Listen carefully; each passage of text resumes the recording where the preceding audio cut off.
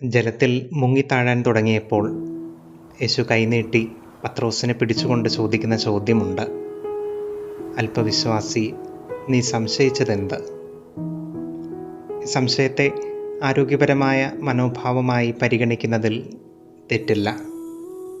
എന്നാൽ ജലത്തിന് മീതെ കൂടി തൻ്റെ അടുത്തേക്ക് വരാൻ ക്രിസ്തു കൽപ്പിച്ചതിന് ശേഷമാണ് പത്രോസിൻ്റെ സംശയം. നാം തിരഞ്ഞെടുക്കുന്ന ചില വഴികളിലെ കാറ്റും കോളും സംശയം ജനിപ്പിക്കാറുണ്ട്. ക്രിസ്തു കൽപ്പിച്ച വഴികളാണോ എന്ന് ഉറപ്പുവരുത്തുകയാണ് ആദ്യപടി. ഇപ്പോൾ കടന്നു പോകുന്ന ജീവിത വെല്ലുവിളികളെ ഒന്നോർത്തെടുത്താൽ മതി.